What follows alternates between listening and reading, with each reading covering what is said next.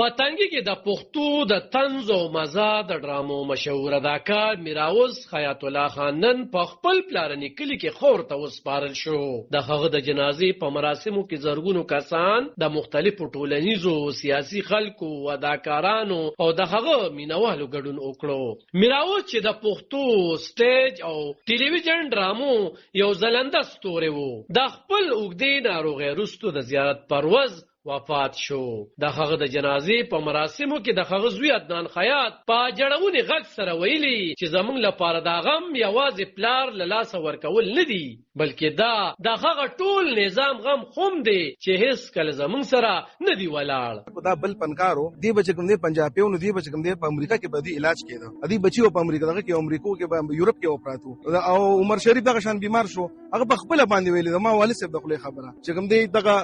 وی به زما علاج بوس په دغه کې امریکا کې شو، زما د ټولو نه زیاته غټه ګیله زما پښتنو نه ده. حکومت بمزه او سیټ تکم چې دا پښتون خلک دا ولې نه روچتيږي، دا ولې به دا بکله را پاسي چې کله مرشي بیا را پاسي. میراوز د پښتو کلتور او هنر د وروج یو نه هوا، خو د هغه جون د هغه ستونزو او کړهونو لاره تیر شو چې په دې رستو کې له حکومت او د ټولنې د ملاتړ د نشوالي سره مخ شو. میراوز په 1955 کال کې پتنګي کې زیږیدلی او د خپل هنر یې د پښتو طنز مزاح او ډرامو له لارې نړۍ ته وړاندې کړی و. دغه هنر نه یوازې د خلکو خندا راوړه، بلکې د ټولنیزو مسایلو په اړه د خلکو د پوهاوي کچه هم لوړه کړه. د هغه د وفات وروسته د هغه د فن او هنر د قدر کولو په اړه زیاتې خبرې او د سیاسي او سماجی شخصیتونو تعزیتونو رامنځته شوي. د ملتپاله ګوند عوامي نېشنل پارټۍ پخواني د تحصیل تنګي د نظامت امیدوار حاجی پرمان او د بشري حقوقو مبارز او ټولنیز فعال نظیب خان لاشنغري ویل چې ریاست او حکومت پښتنو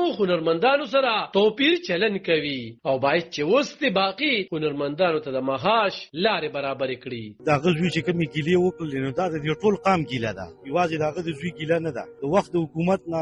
یوازې میراوس نه ده، دلته نور فنکاران هم دي چې هغه به هیڅ ژوند تیری، دلته دوی ته چې کم د هغوی د ژوند د تیرولو کم اوزارو کم ځایونه هغه ټول د وخت حکومت بند کړي دي، اشترحال بند دی، ډرامې بند دي، دوی د رزق وسیله بنده ده. دلته تاسو وکتل چې د زه به ورته سرکاري میډیا ویم چې نه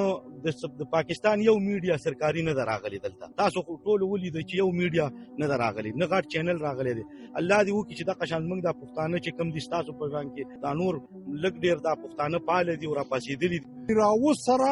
هیڅ تپوس ونه شو، ریډیو ټلویزیون په ده خستو او پښتانه به خندول خوشالول د مشکلاتو په ځوان کې چې چا 15 منټه خوشحالي درکړه دا د هغه ډېر لوی کمال دی. وزیر اعلی خیبر پښتونخوا یامین ګنډاپور د قومي وطن پارټۍ مشرف احمد خان شیرپور، صوبایي چیرمن سکندر حیات خان شیرپور، د عوامي نېشنل ګوند مرکزي صدر ایمل ولی خان، د مختلفو ګوندونو مشران د میراوز هنر ستایلي دي او هغه د پښتو کلتور یو بې بدله نمونه بللې ده. میراوز په 2015 کال کې د عمرې مقدس سفر ته هم تللی و چې دغه روحاني تجربه د هغه د شخصیت په عاجزۍ کې لا زیات والی راوړی وو. د هغه د شخصیت پړه د مینوالو خبرې د هغه هنر او د ژوند د سفر کیسې تل د پښتو کلتور د یو ستر میراث په توګه پاتې شو. د میراوز په جنازه کې ګډون کوونکي خلک همدغه سوالونه له ځان سره لري چې آیا د پښتو فنکارانو ارزښت یوازې د هغوی په مړینه